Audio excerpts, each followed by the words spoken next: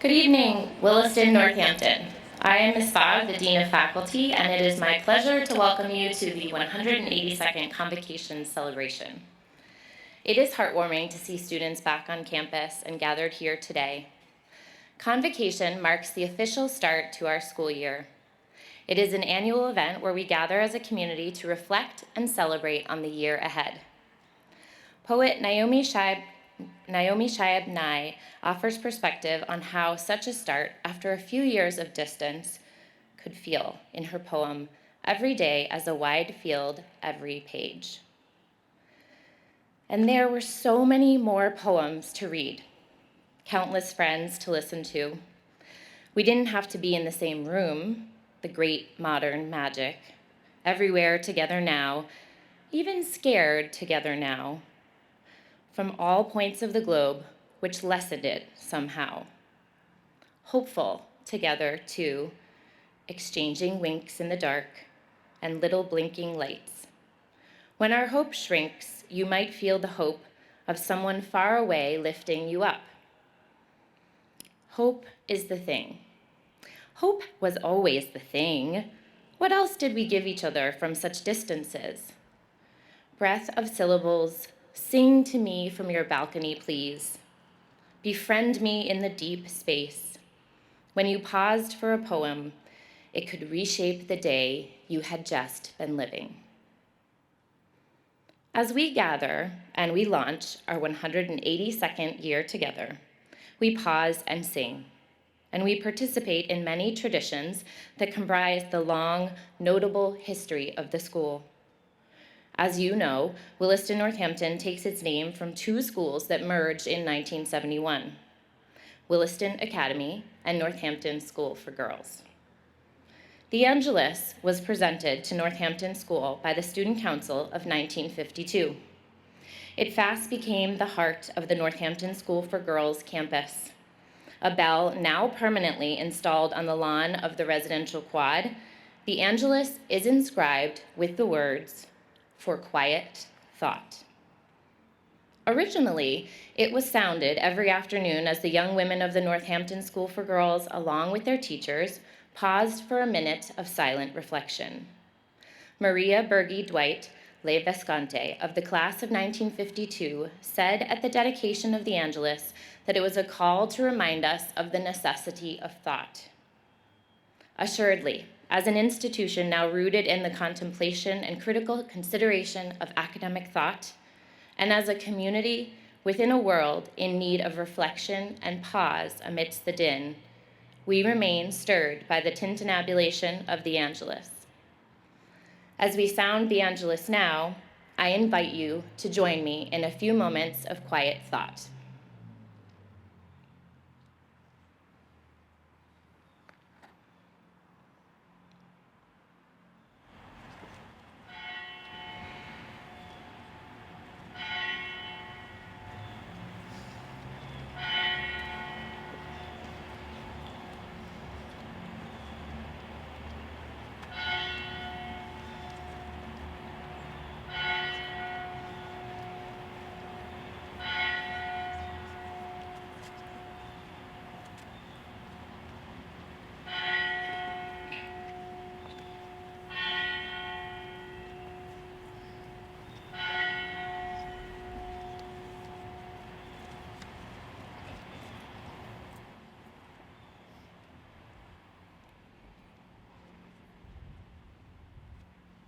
Thank you, Mr. Hill.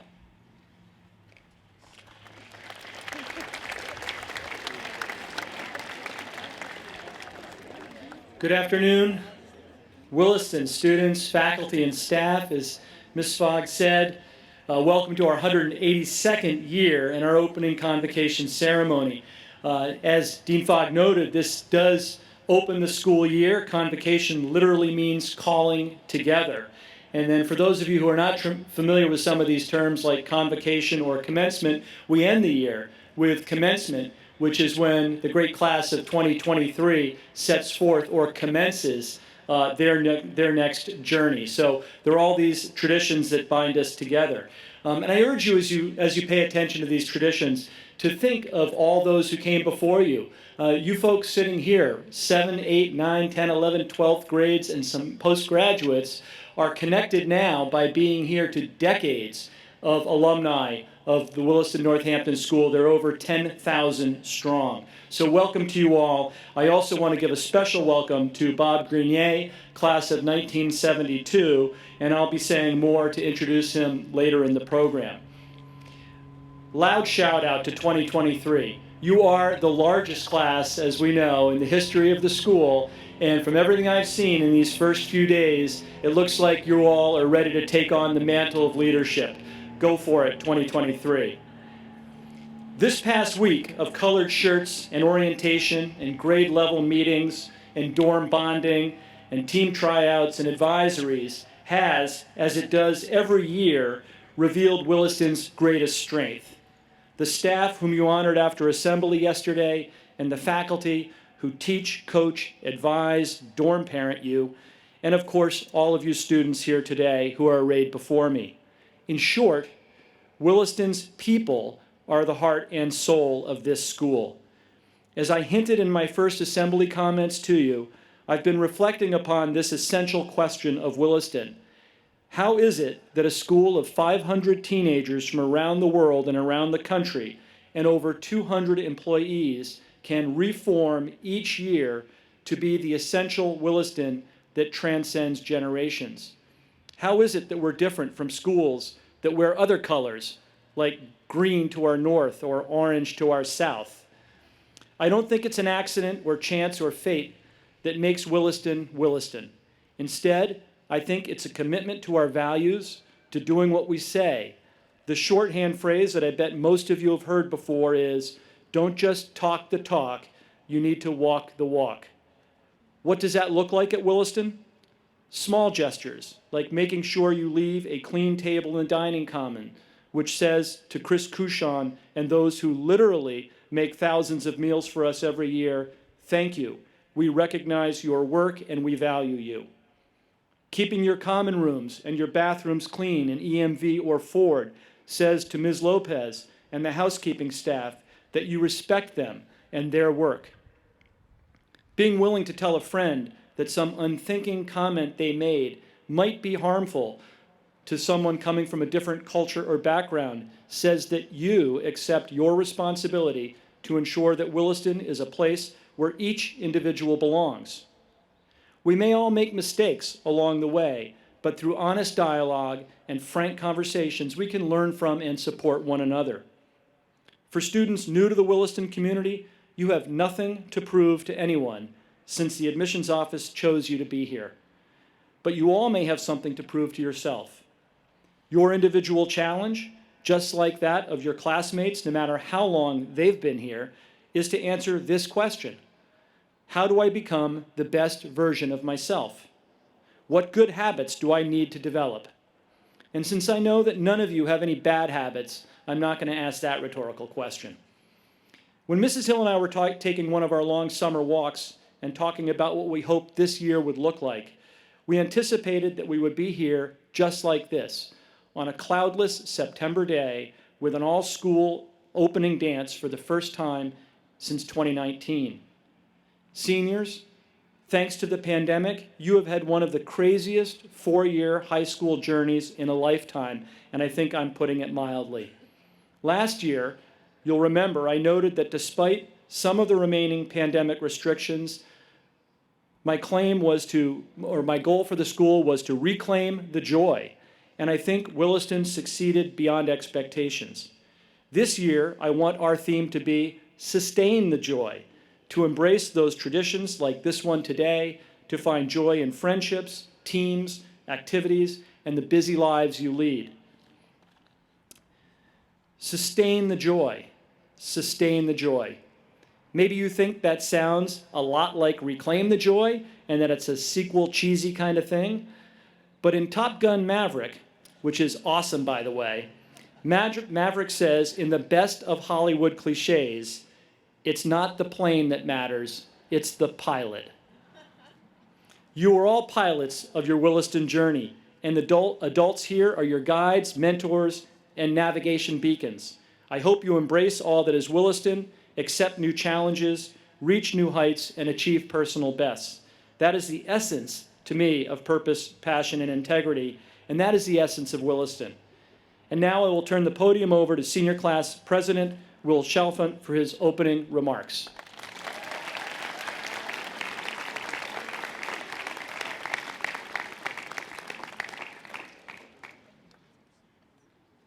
Thanks, Mr. Hill. Greetings, good evening, and welcome back, Williston. Faculty, staff, students, parents, alumni, and everyone else involved in making this place go. It's great to see all of your faces out here on the quad this evening. As your program indicates, my name is Will Chalfant. My family calls me William, except for my dad, who calls me Scrimshaw. I am your grateful senior class president, a cross-country and track runner, a bass and honors chamber singers, and one of the greatest honors of my life, a member of the 2018-19 undefeated Mighty Fourths basketball team.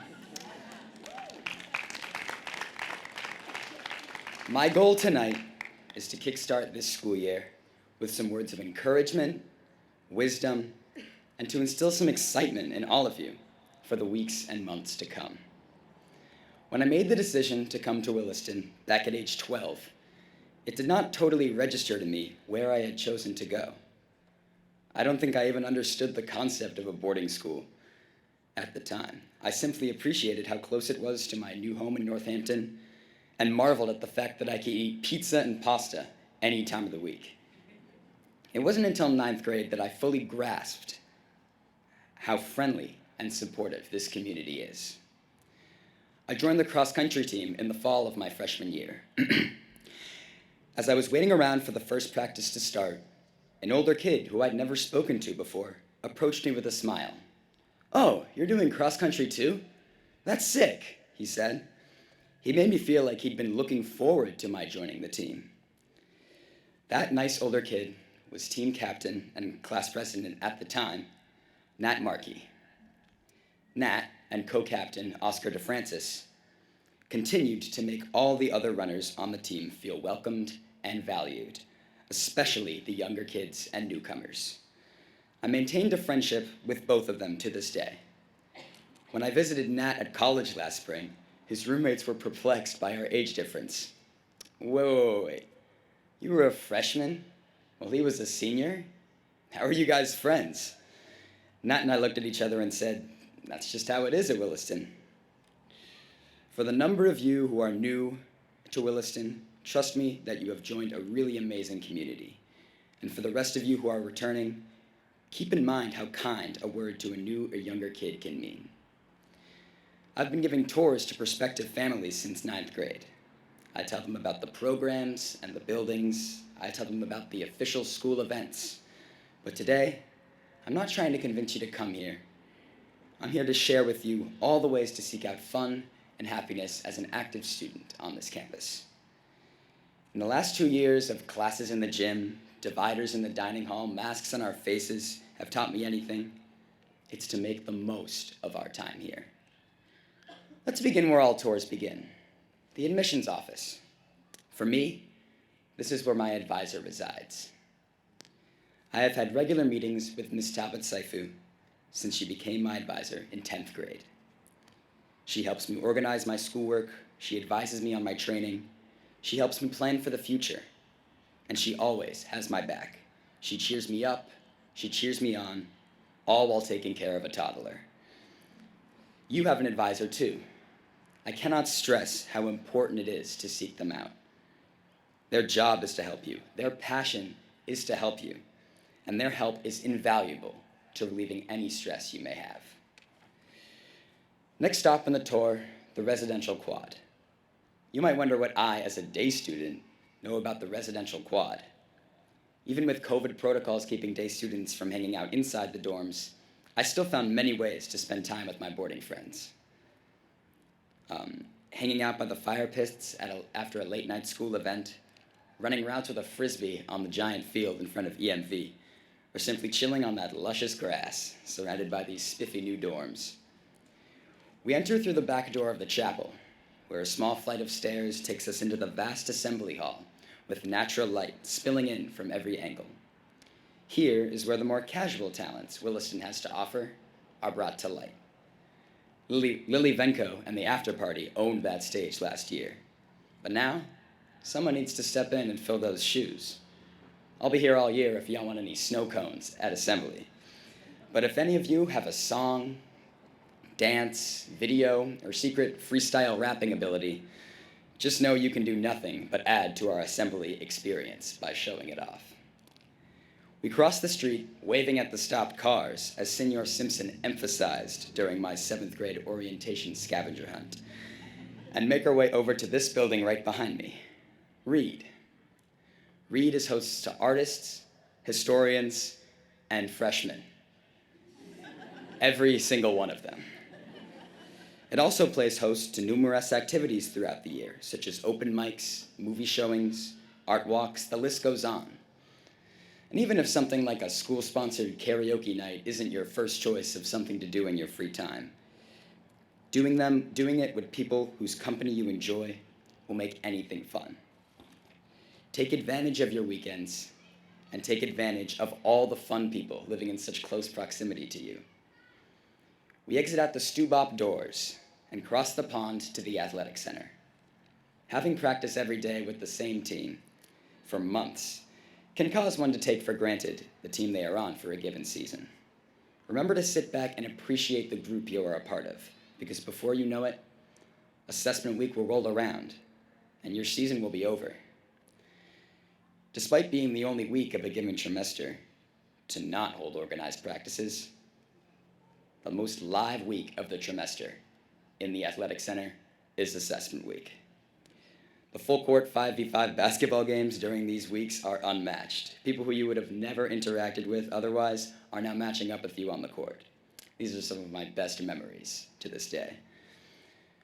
While an outsider might see the Williston Dining Hall as simply a place to grab some food, eat it, and be on with the day, this is truly the social hub of Williston. I can't articulate how much closer I have gotten with so many people here simply by going to dinner as a day student. It's a stress-free environment where you can wind down after practice and laugh until you fall out of your chair with your friends. Often, I will stay until the dining hall closes at 7 o'clock, partly to postpone starting my homework, but also because I see no reason to leave such a great environment. The Williston Dining Hall is so much more than just a place to eat. Next, we move to Scott Hall, where on select weekends throughout the year, all the hard work that goes into the play, the musical, the dance concert is put on full display. For some of us, this building is simply where Mr. Garrity reminds us to be cautious with the Bunsen burner. But for others, this is where true talent and passion is given a platform to shine in front of this community. You will not want to miss it when that time comes. Next up, the schoolhouse. The schoolhouse stairs, yeah, they can be a burden. Just as your schoolwork can be. But will you give up at the foot of them and turn around missing your class?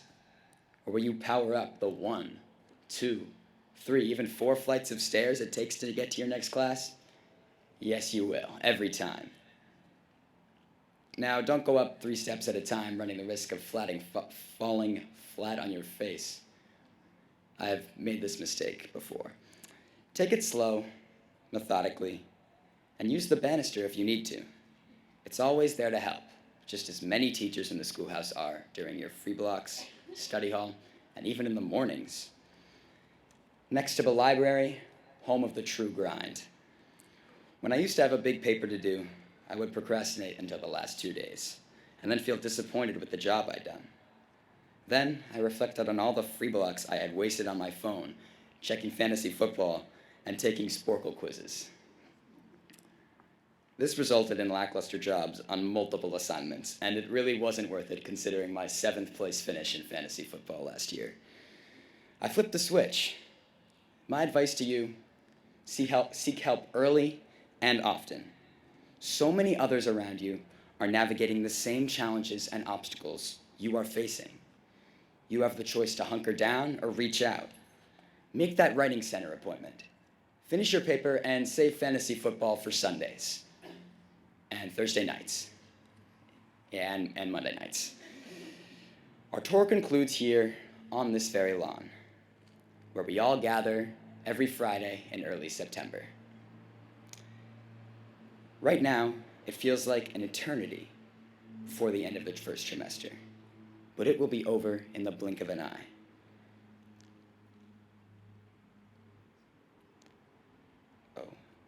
My apologies. We are a special community at Williston, and I urge everyone not just to be a tour guide to your life here, but to be an active participant in what makes your life great here. Attend some games, make a plan for the weekend, have some conversations with people at dinner. Everyone on this lawn has stories, talents, and common interests with others that they can talk about for hours. Seniors, or should I say the class of 23, shout out to my PGs. We've spent this summer thinking about what comes next. We've been focused on college essays, interviews, campus visits, SAT prep, resume building. It's all important. But before we get to the moment that is next, we have a moment that is now. This fall, this year, this time, on this wonderful campus. Let's remember to savor all that will happen before we graduate. Thank you.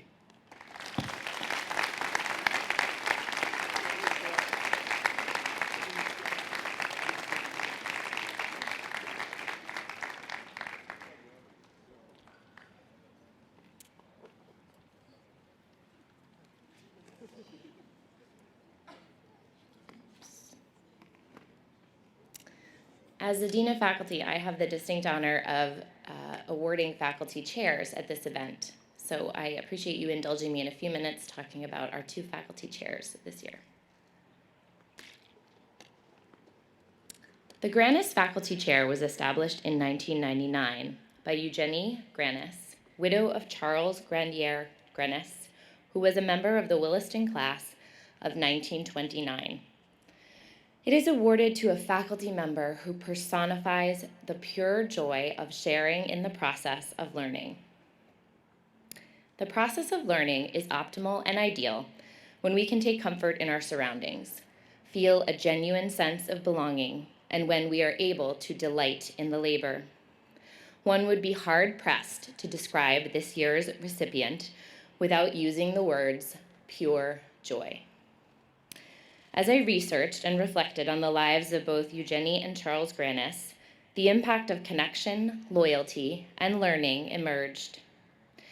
This year's recipient of the Grannis Faculty Chair is an educator often associated with positivity, light, and levity. Delighting in the true happiness that students find at Williston, she has had influence over countless aspects of school life. Commonly correlated with fun, this educator is honored today with an award befitting not only of her capacity for merriment, zeal, and kindness, but also for her true professionalism as an educator. Arriving at Williston in 2010, and as a product of boarding school herself, this faculty member has had immeasurable influence over the student experience in her 12 years here at the school. A rare find at the time, I am sure, and even more today. This faculty member is, as heads often describe and long for in their hiring processes, all in on boarding school. Giving voice to students, fostering onus and autonomy, she brought Why Not Speak Day into creation. Her students, past and present, describe this event and her work to prepare for it as a truly student-centered day that has fostered visibility and connection for all students, especially those on the margins. Willie Gras simply wouldn't happen without her. And this far exceeds the ordering and accounting for of inflatables, ice cream, and t-shirts. She is a masterful planner, carefully engineering details of events with students in mind, with an eye for bolstering the brand and the aesthetic of the Williston Northampton School. Keenly attuned to what makes students feel joyfully connected to Williston, she has worked in athletic administration, has coached lacrosse, soccer, hockey, and softball, elevating the girls' athletic program by her model of determination, has served as a dorm head and dorm parent, and has supported the mutable and dynamic needs of the dean's office and student activities. Dean of Students David Kortkowski shares that Miss Davy has been a tireless supporter of Williston students since her arrival on campus. From that first day, she has been an advocate, a friend, a resource who always holds the needs of student paramount. Wherever she is on campus, and whatever tasks the school asks her to herald, Miss Davy demonstrates purpose, passion, and integrity, and is truly the best that Williston has to offer. She is not simply a joyful, fun educator. She is a woman of professional grit and integrity. As a classroom teacher, she brings her innate understanding of and compassion for the human condition to her teaching of psychology. She prepares for her teaching thoughtfully, seeking to ensure that each moment of a lesson keeps students engaged on the content. Taking a new faculty member under her wing last year, she supports the work of others, and she endeavors to elevate her colleagues. Sigmund Freud said, "Words have magical power. They can bring either the greatest happiness or deepest despair. They can transfer knowledge from teacher to student. Words enable the orator to sway his audience and dictate its decisions. Words are capable of arousing the strongest emotions and prompting all humans' actions." Her example, even more than her words, makes it clear that Miss Davy loves school and relishes time with students in the classroom, on the fields or ice, in the dorms, and in the small interactions that are oft most impactful for young people. She embodies joy, vulnerability, and resilience in learning. She reinforces for students that hers is a brave classroom where they can ask questions, take risks, and be challenged in new ways. She prompts Williston students and faculty alike to joyful action and makes clear that lifelong learning is a process never fully realized as we endeavor to do our best each day. In recognition of the joy she brings to her teaching and to her students, it is my pleasure to announce that the Granish Chair recipient this year is Miss Erin Davy.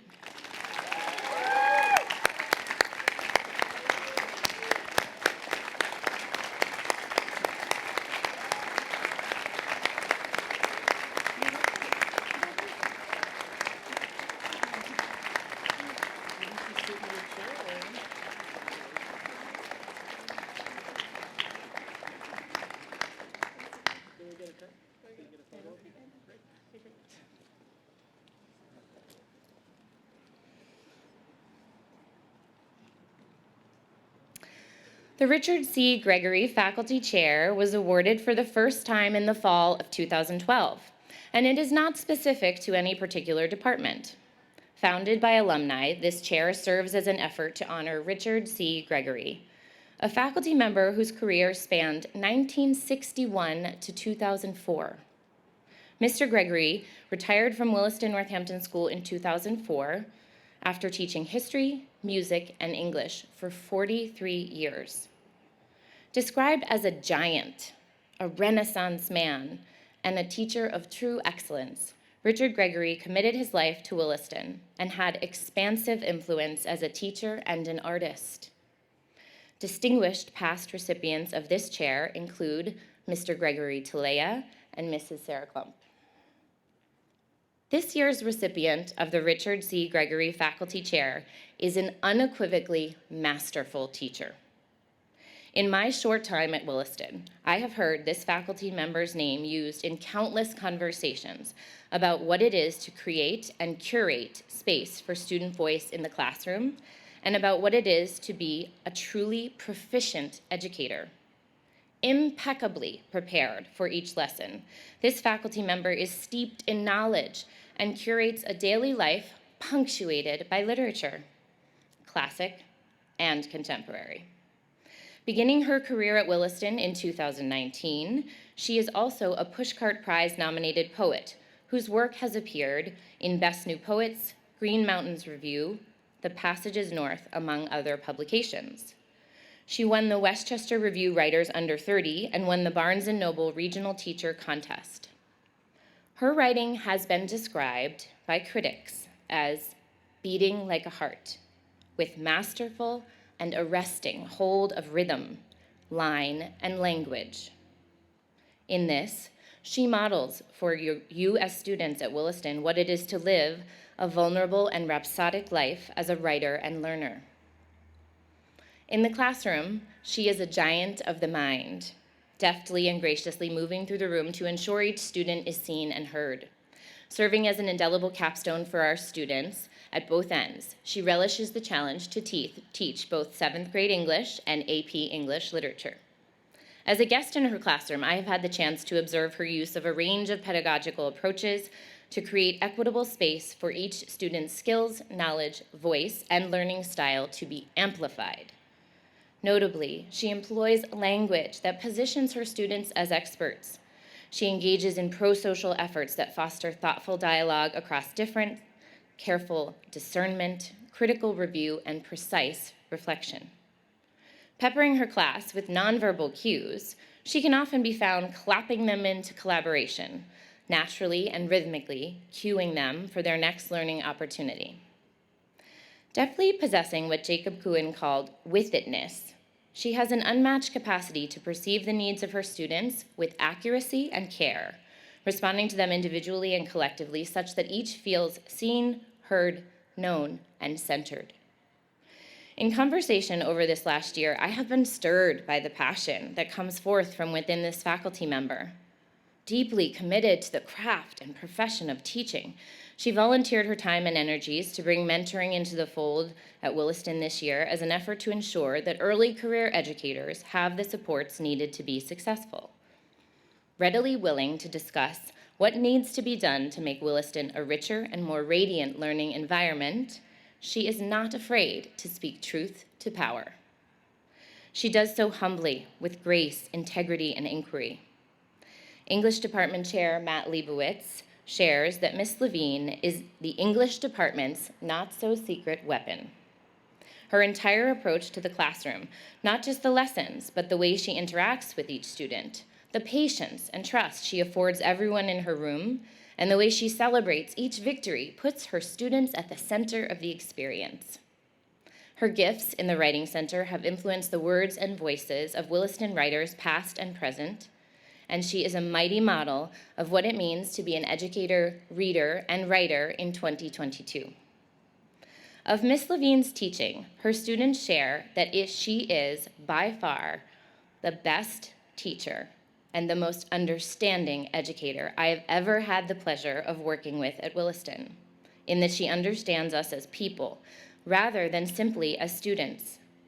Not only does she have real conversations with us if we have a scheduling error or need extra help, but she puts our well-being over her own free time. Miss Levine is a faculty member who laudably seeks to employ multiple activities to make class engaging and fun, while also preparing properly for the AP and college-level classes. She remains transparent about her expectations of us and makes class so enjoyable it doesn't seem like work once we've been given the trust to do so. I owe her a debt of gratitude for the academic success I have had as a student. It gives me great pleasure to present this year's Richard C. Gregory Faculty Chair to Miss Sarah Levine.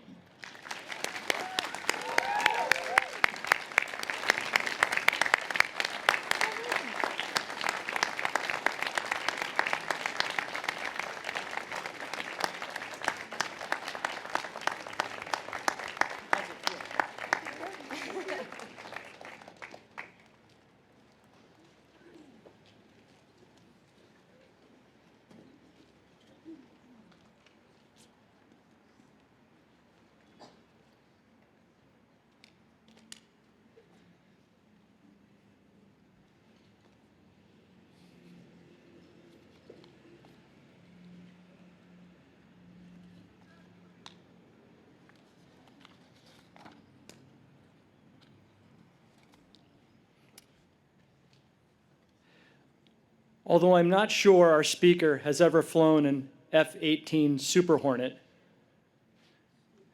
like the Top Gun pilots, I'm pretty sure that his professional career as the CIA station chief in Islamabad, Afghanistan on 9/11 afforded him many supersonic-like moments. After graduation from Williston and then attending Dartmouth College and then earning a master's degree from the University of Virginia, Bob Grenier devoted his professional years in service to the United States government by being a career CIA officer. He chronicled his time in the war in Afghanistan in a book called 88 Days to Kandahar, a CIA Diary, which is a great read for a contemporary history junkie like me. Bob Grenier is a great friend to his alma mater, serving on the Heads Visiting Council, maintaining an active alumni presence, and always answering the call to Williston at every request. When I asked Mr. Grenier to share some reflections with you today, my only prompt was to speak to the virtue of service at a time when government service, especially intelligence services, seemed to be under attack. Let's give Mr. Grenier a warm Williston welcome.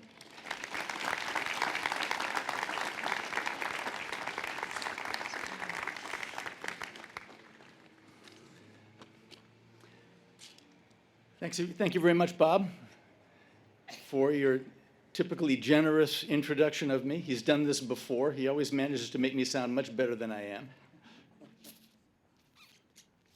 But this is not about me. This is about you, the students.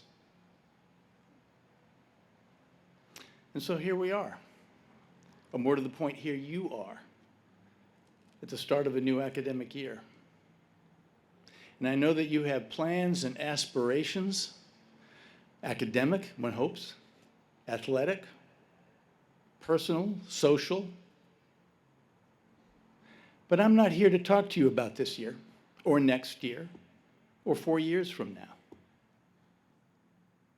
I'm here to talk to you about a future that you perhaps cannot imagine.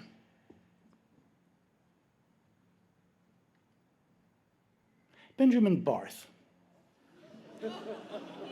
Where is that lad? Don't mean to embarrass you, man. But I've had a couple of conversations with Ben,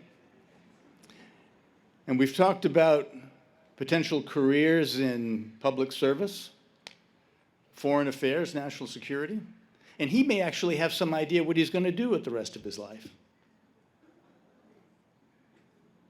Some of the others among you may as well. But if you do, you are very unlike me. Because you see, it may be a little bit hard to imagine right now, but I once sat where you are now. A little hard for me to imagine, frankly. But I was. And when I sat where you are as a senior, I thought I knew what I was going to do with the rest of my life. You see, I'd come under the influence of one of my masters here at Williston. We called them masters in those days, by the way. It's a wonderful, gifted teacher, a man by the name of John Gow. Doc Gow, we called him. I don't know if anybody here remembers him. But I sure do. And under the influence of Doc Gow, I aspired to be a research biologist. Well,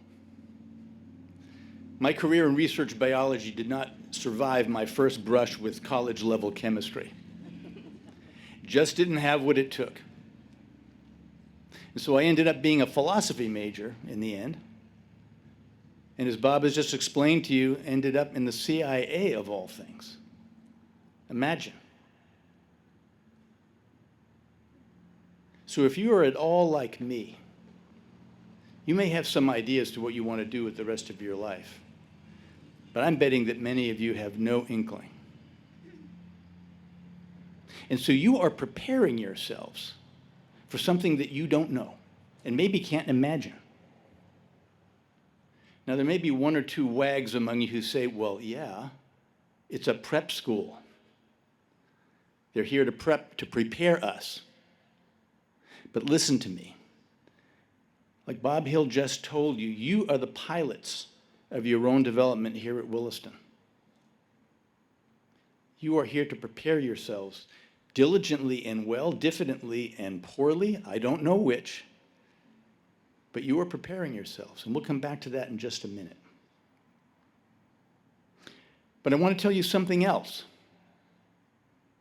that I know and that you may not, and that is that each and every one of you, I'm betting, in some way, shape, or form, to some degree or another, will lead lives of service to others.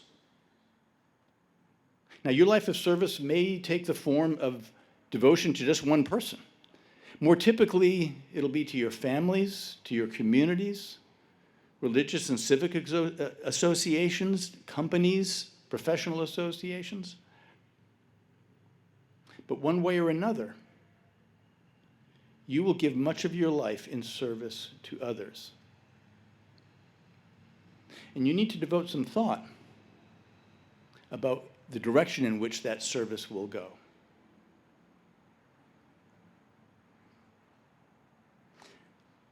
Now, while I have you here as relative captives, and by the way, nobody's leaving until I'm done, let me make a little pitch for a particular type of service to others, and that's public service. Now, public service, as the name would imply, is service to the broad public, service to all the people, and not just the people who happen to be in some association of yours. Public service is suffering a particularly bad press these days, and I use that word advisedly. Because public service, one way or another, involves service in government. Whether as an elected official, as a bureaucrat, as an administrator, as a diplomat, as a soldier, maybe as an intelligence officer.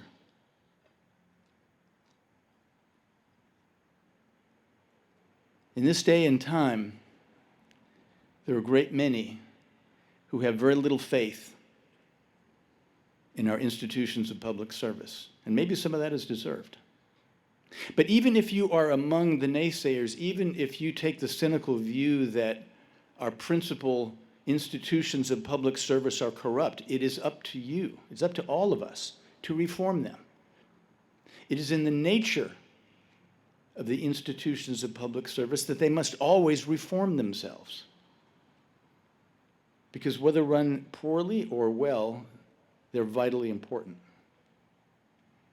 Now, a life of public service is worthy no matter the country that's involved. And I know that many of you are from countries other than the United States. But at the risk of sounding a bit parochial here, I want to make a particular pitch for public service in this country. Because the United States is a consequential country, whether we like it or not. We have responsibilities and influence in the world. And so what we do domestically or internationally has great weight. You know, I think it was a former Secretary of State by the name of Dean Rusk. He was Secretary of State back in the 1960s. And he said, I think he summed it up as well as I've ever heard it done when he said that other nations have interests. The United States has responsibilities. That's what led me into public service in this country. But as you think about that a little bit, I want to tell you another little secret, and it's not such a secret. And that is that each and every one of you are going to face crises in your life. You're going to face great challenges. And at some point, I suspect you will have the feeling, as I have, as you confront a challenge in your personal life, your family life, your professional life, that everything you have done up to that moment, whether you knew it or not, was a preparation for that moment. Which leads us back to this whole idea of preparation. You see, it's the knowledge and the character, first and foremost. The experience, we hope the wisdom that you will develop here and when you move on from this place that will determine whether you are successful or whether your challenges in life overwhelm you. Either is possible. As I say, I had a moment like that. It came in the immediate aftermath of 9/11. That may only be a series of numbers to you. It was an event that occurred before any of you was born. But for people of my generation, it was a searing experience. It was one of the great single-day disasters in the history of this country when over 3,000 people were wantonly murdered in a single day. And I was in a position, through no fault of my own, where I was among very few who actually had to do something about it, to try to make sure that nothing like this would ever happen to our country again. But when I think back on those days, I don't think about crossing the Afghan border with weapons and cash and inducing tribal leaders to rise up against the Taliban. I don't think about clandestine meetings with the Taliban leadership. More than anything else, I think about a single dinner that I attended. It was a Thanksgiving dinner. Thanksgiving of 2001, just a few weeks after this great national disaster. And I and about 60 others were invited by the American ambassador in Islamabad, Pakistan, to come and give thanks. And the price of admission was to stand up in front of our peers, each of us in turn, and explain what we were thankful for. Now, we were working pretty hard in those days. We were working 16 and 18-hour days, 7 days a week. Didn't give very much time for reflection. But there's something about standing up in front of your peers and giving account of yourself that sort of concentrates the mind. And that was a bit of an epiphany for me, because I stopped and I thought about it. I thought about how few of us there were who had been given the responsibility of responding in the field to the events of 9/11. And what a huge privilege that was. What a privilege that was. And so when I stood up to speak, I said, we would never have had this happen. We would never have wished such an event on our country. We would never have wished to see over 3,000 of our citizens slaughtered in a single day. But if it had to happen, thank God it happened on our watch, where we had the privilege of doing something about it. Should we give thanks today? I said yes. Yes, we should give thanks. We should give thanks for the opportunity to serve.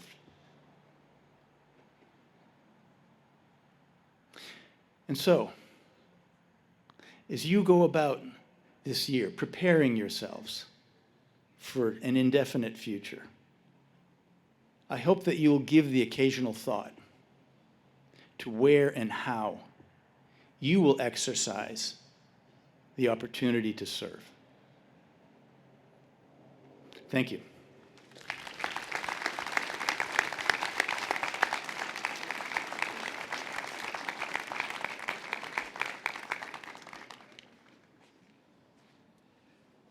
Wow, what a profound message. And it's not lost on me, the calendar. We're 2 days away from, I believe, the 21st anniversary of 9/11. And I'm sure that all the adults remember exactly where they were on that momentous day, which led to Mr. Grenier's service to the country.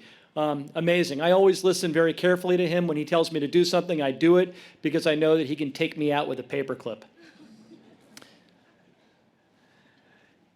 Couple of logistical announcements here. 9th, 10th, and 11th grade, following the ceremony and the recessional, you're going to head down to Kane Athletic Center for the banquet down there. The 12th grade will go to the dining commons. will be there. I'm going to ask everybody on your way out to make sure you take your program with you and drop it in a recycling bin, please, here, so that facilities doesn't have to pick it all up, because there are a lot of you and few of them, if you remember that. So please recycle these. You all know where you're going, and I'd like to ask Mr. Halligan now to please come up and show off again how good y'all are with our recessional. Mr. Scott Halligan.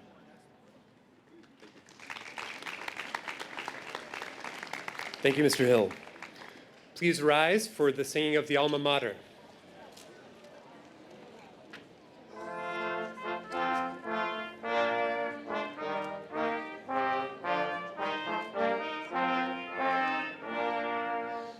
Hail to